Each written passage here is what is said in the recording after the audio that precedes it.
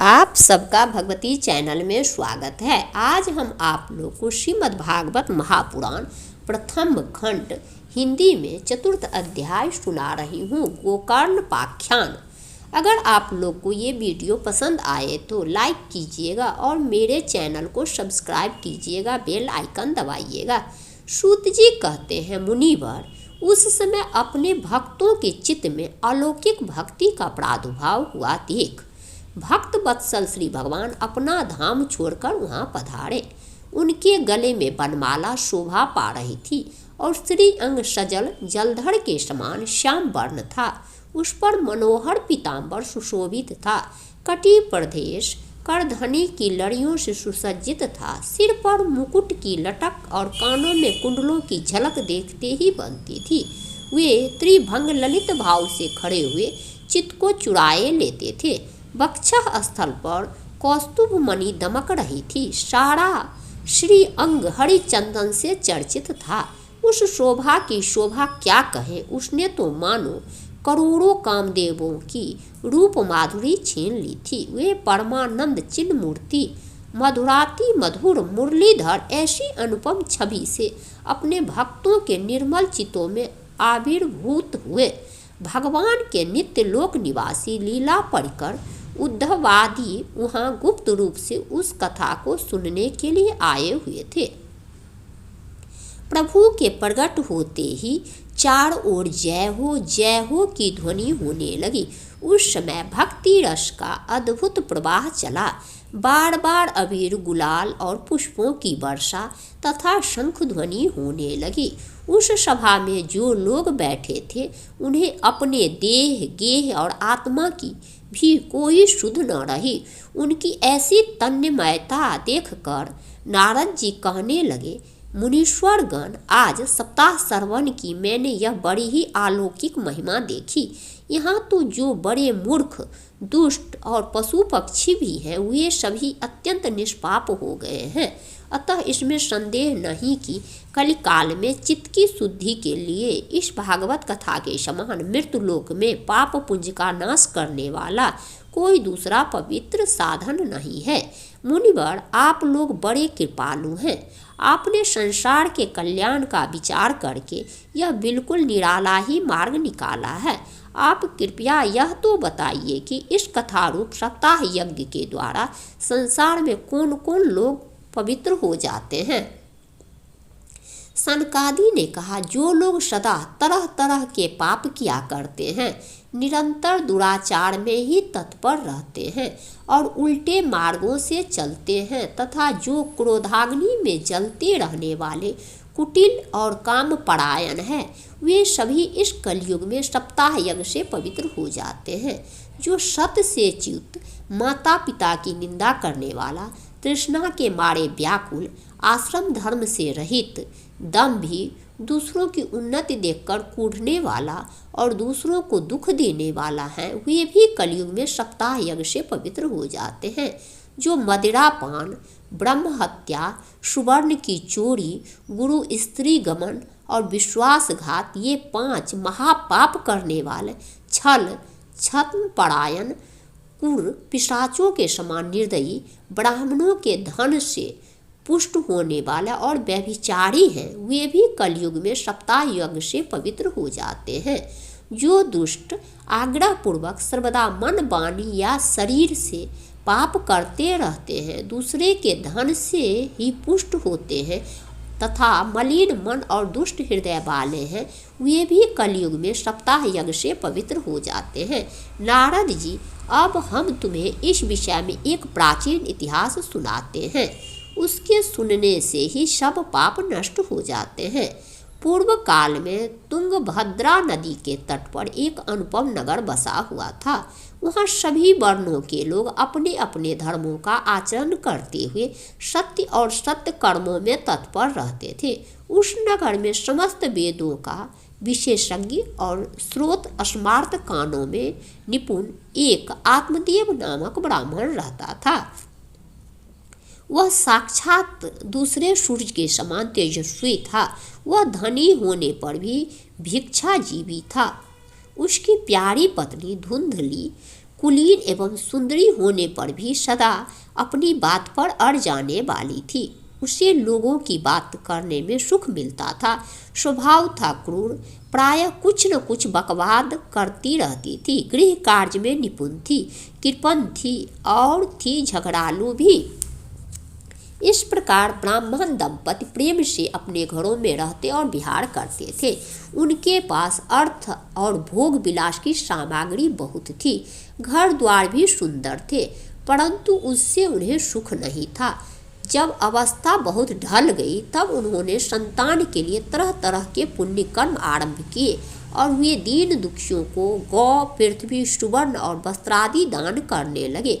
इस प्रकार धर्म मार्ग में अब उन्होंने अपना आधा धन समाप्त कर दिया, तो भी उन्हें पुत्र या पुत्री किसी का भी सुख देखने को न मिला। इसलिए वह अब ब्राह्मण बहुत ही चिंतातुर रहने लगा। एक दिन वह ब्राह्मण देवता बहुत दुखी होकर घर से निकलकर वन को चल दिए। दोपहर के समय उसे प्यास लगी, इसलिए वह एक तालाब पर आया। संतान के अभाव में दुख ने उसके शरीर को बहुत सुखा दिया था, इसलिए थक जाने के कारण जल पीकर वह वहीं बैठ गया। 2 घड़ी बीतने पर वहाँ एक सन्यासी महात्मा आए। जब ब्राह्मण देवता ने देखा कि वे जल पी चुके हैं, तब वह उनके पास गया और चरणों में नमस्कार करने के बाद सामने खड़े होकर लंबी लंबी सांसें लेने लगा। सन्यासी ने पूछा, कहो ब्राह्मण देवता, रोते क्यों हो? ऐसी तुम्हें क्या भारी चिंता है? तुम जल्दी ही मुझे अपने दुख का कारण बताओ। ब्राह्मण ने कहा, महाराज, मैं अपने पूर्व जन्म के पापों से संचित दुख का क्या वर्णन करूं? अब मेरे पितर मेरे द्वारा दी हुई जलांजलि के जल को अपनी चिंता जनित सांस से कुछ गर्म करके पीते हैं। देवता और ब्राह्मण मेरा दिया हुआ प्रसन्न मन से स्वीकार नहीं करते। संतान के लिए भी मैं इतना दुखी हो गया हूँ कि मुझे सब सुना ही सुना दिखाई देता है। मैं प्राण त्यागने के लिए यहाँ आया हूँ। संतानहीन जीवन को धिक्कार है, संतानहीन गृह को धिक्कार है, संतानहीन धन को धिक्कार है और संतानहीन कुल को धिक्कार है। मैं जिस गाय को पालता हूँ वह भी सर्वथा बांझ ही हो जाती है। जो पेड़ लगाता हूँ उस पर भी फल फूल नहीं लगते हैं। मेरे घर में जो फल आता है वह भी बहुत जल्दी सड़ जाता है। जब मैं ऐसा अभागा और पुत्रहीन हूँ तब फिर इस जीवन को ही रखकर मुझे क्या करना है? यूँ कहकर वह ब्राह्मण दुख से व्याकुल हो उन सन्यासी महात्मा के पास फूट फूट कर रोने लगा। तब उन यातिवर के हृदय में बड़ी करुणा उत्पन्न हुई। वे योगी निष्ठ थे। उन्होंने उसके ललाट की रेखाएं देखकर सारा वृत्तांत जान लिया और फिर उसे विस्तार पूर्वक कहने लगे। सन्यासी ने कहा, ब्राह्मण देवता, इस प्रजा प्राप्ति का मोह त्याग दो। कर्म की गति प्रबल है। विवेक का आश्रय लेकर संसार की वासना छोड़ दो। विप्रवर, सुनो, मैंने इस समय तुम्हारा प्रारब्ध देखकर निश्चय किया है कि 7 जन्म तक तुम्हारे कोई संतान किसी प्रकार नहीं हो सकती। पूर्व काल में राजा सगर एवं अंग को संतान के कारण दुख भोगना पड़ा था। ब्राह्मण, अब तुम कुटुंब की आशा छोड़ दो। संन्यास में ही सब प्रकार का सुख है। ब्राह्मण ने कहा, महात्मा जी, विवेक से मेरा क्या होगा? मुझे तो बलपूर्वक पुत्र दीजिए, नहीं तो मैं आपके सामने ही शोक मूर्छित होकर अपने प्राण त्यागता हूँ। जिसमें पुत्र स्त्री आदि का सुख नहीं है, ऐसा संन्यास तो सर्वदा नीरस ही है। लोक में सरस तो पुत्र पुत्रादि से भरा पूरा गृहस्था आश्रम ही है। ब्राह्मण का ऐसा आग्रह देखकर उन तपोधन ने कहा, विधाता के लेख को मिटाने के लिए हट करने से राजा चित्रकेतु को बड़ा कष्ट उठाना पड़ा था। इसलिए दैव जिसके उद्योग को कुचल देता है वह पुरुष के समान तुम्हें भी पुत्र से सुख नहीं मिल सकेगा। तुमने तो बड़ा हट पकड़ रखा है और अर्थी के रूप में तुम मेरे सामने उपस्थित हो। ऐसी दशा में मैं तुमसे क्या कहूँ? जब महात्मा जी ने देखा कि यह किसी प्रकार अपना आग्रह नहीं छोड़ता। तब उन्होंने उसे एक फल देकर कहा, इसे तुम अपनी पत्नी को खिला देना, इससे उसके एक पुत्र होगा। तुम्हारी स्त्री को 1 साल तक सत्य, शौच, दया, दान और एक समय एक ही अन्न खाने का नियम रखना चाहिए। यदि वह ऐसा करेगी तो बालक बहुत शुद्ध स्वभाव वाला होगा। यूँ कहकर वे योगीराज चल गए और ब्राह्मण अपने घर लौट आया। वहाँ आकर उसने वह फल अपनी स्त्री के हाथ में दे दिया और स्वयं कहीं चला गया। उसकी स्त्री तो कुटिल स्वभाव की थी ही। वह रो रो कर अपनी एक सखी से कहने लगी, सखी, मुझे तो बड़ी चिंता हो गई, मैं तो यह फल नहीं खाऊंगी। फल खाने से गर्भ रहेगा और गर्भ से पेट बढ़ जाएगा, फिर कुछ खाया पिया नहीं जाएगा, इससे मेरी शक्ति क्षीण हो जाएगी। तब बता, घर का धंधा कैसे होगा? और देववश यदि कहीं गांव में डाकुओं का आक्रमण हो गया तो गर्भिणी स्त्री कैसे भागेगी? यदि सुखदेव जी की तरह यह गर्भ भी पेट में ही रह गया तो इसे बाहर कैसे निकाला जाएगा? और कहीं प्रसव काल में समय वह टेढ़ा हो गया तो फिर प्राणों से ही हाथ धोना पड़ेगा। यूँ भी प्रसव के समय बड़ी भयंकर पीड़ा होती है। मैं सुकुमारी, भला यह सब कैसे सह सकूंगी? मैं जब दुर्बल पड़ जाऊंगी तब ननद रानी आकर घर का सब माल मता समेट ले जाएगी और मुझसे तो सत्य शौचादि नियमों का पालन होना भी कठिन ही जान पड़ता है। जो स्त्री बच्चा जनती है उसे उस बच्चे के लालन पालन में भी बड़ा कष्ट होता है। मेरे विचार से तो बंध्या या विधवा स्त्रियां ही सुखी है। मन में ऐसे ही तरह तरह के कुतर्क उठने से उसने वह फल नहीं खाया और जब उसके पति ने पूछा फल खा लिया तब उसने कह दिया हाँ खा लिया। एक दिन उसकी बहन अपने आप ही उसके घर आई। तब उसने अपने बहन को सारा वृत्तांत सुनाकर कहा कि मेरे मन में इसकी बड़ी चिंता है। मैं इस दुख के कारण दिनों दिन दुबली हो रही हूँ। बहन मैं क्या करूँ? बहन ने कहा, मेरे पेट में बच्चा है, प्रसव होने पर वह बालक मैं तुझे दे दूंगी। तब तक तू गर्भवती के समान घर में गुप्त रूप से सुख से रह। तू मेरे पति को कुछ धन दे देगी तो वे तुझे अपना बालक दे देंगे। हम ऐसी युक्ति करेंगे कि जिसमें सब लोग यही कहे कि इसका बालक 6 महीने का होकर मर गया और मैं नित्य प्रति तेरे घर आकर उस बालक का पालन पोषण करती रहूंगी। तू इस समय इसकी जांच करने के लिए फल गौ को खिला दे। ब्राह्मणी ने स्त्री स्वभाववश जो जो उसकी बहन ने कहा था वैसे ही सब किया। इसके पश्चात समय अनुसार जब उस स्त्री के पुत्र हुआ तब उसके पिता ने चुपचाप लाकर उसे धुंधली को दे दिया और उसने आत्मदेव को सूचना दे दी कि मेरे सुखपूर्वक बालक हो गया है। इस प्रकार आत्मदेव के पुत्र हुआ सुनकर सब लोगों को बड़ा आनंद हुआ। ब्राह्मण ने उसका जात कर्म संस्कार करके ब्राह्मणों को दान दिया और उसके द्वार पर गाना बजाना तथा अनेक प्रकार के मांगलिक कृत्य होने लगे। धुंधली ने अपने पति से कहा, मेरे स्तनों में तो दूध ही नहीं है, फिर गौ आदि किसी अन्य जीव के दूध से मैं इस बालक का किस प्रकार पालन करूंगी? मेरी बहन के अभी बालक हुआ था, वह मर गया, उसे बुलाकर अपने यहाँ रख ले तो वह आपके इस बच्चे का पालन पोषण कर लेगी।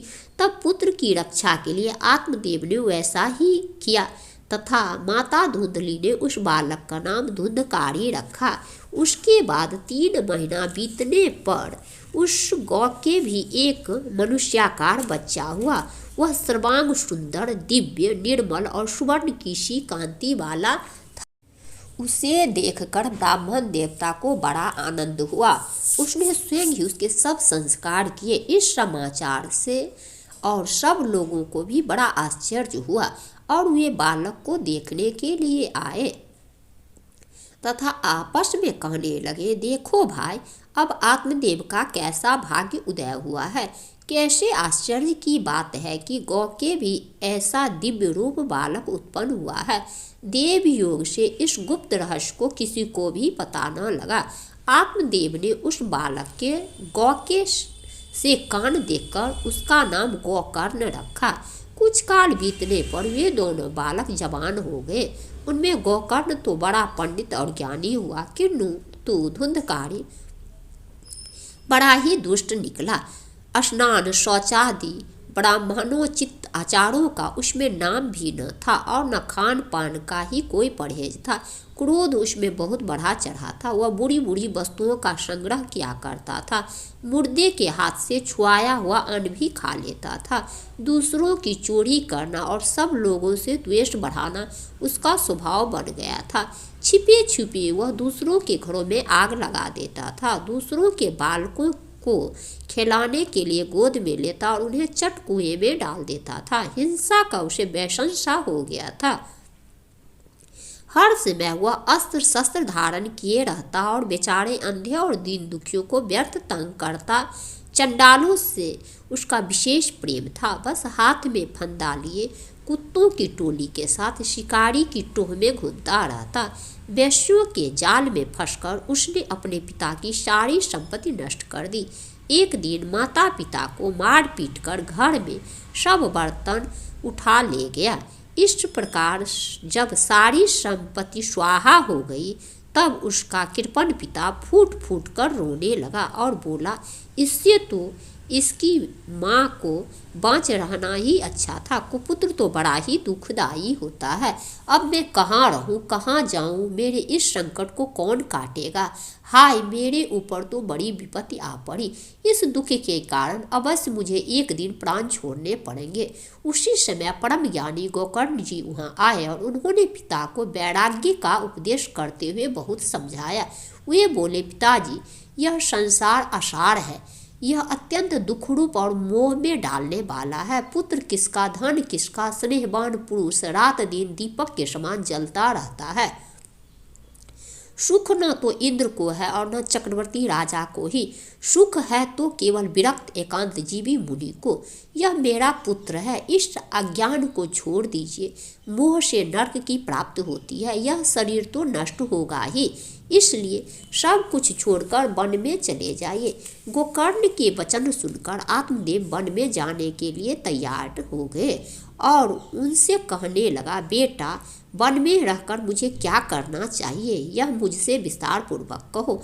मैं बड़ा मूर्ख हूँ। अब तक कर्मवश स्नेह पाश में बंधा हुआ अपंग की भांति इस घर रूप अंधेरे कुएं में ही पड़ा रहा हूँ। तुम बड़े दयालु हो, इससे मेरा उद्धार करो। गोकर्ण ने कहा, पिताजी, यह शरीर हड्डी मांस और रुधिर का पिंड है। इसे आप मैं मानना छोड़ दे और स्त्री पुत्र आदि को अपना कभी न माने। इस संसार को रात दिन क्षण भंगुर देखे। इसकी किसी भी वस्तु को अस्थायी समझकर उसमें राग न करे। बस एकमात्र वैराग्य रस के रसिक होकर भगवान की भक्ति में लगे रहे। भगवत भजन ही सबसे बड़ा धर्म है। निरंतर उसी का आश्रय लिए रहे। अन्य सब प्रकार के लौकिक धर्मों से मुख मोड़ ले। सदा साधुजन की सेवा करे। भोगों की लालसा को पास न भटकने दे तथा जल्दी से जल्दी दूसरों के गुण दोषों का विचार करना छोड़कर एकमात्र भगवत सेवा और भगवान की कथाओं के रस का पान करे।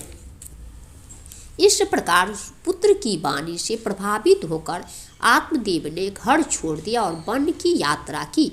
यद्यपि उसकी आयु उस समय 60 वर्ष की हो चुकी थी, फिर भी बुद्धि में पूरी दृढ़ता थी। वहाँ रात दिन भगवान की सेवा पूजा करने से और नियम पूर्वक भागवत के 10वें स्कंद का पाठ करने से उसने भगवान श्री कृष्णचंद्र को प्राप्त कर लिया। श्री कृष्णाय वयं नमः।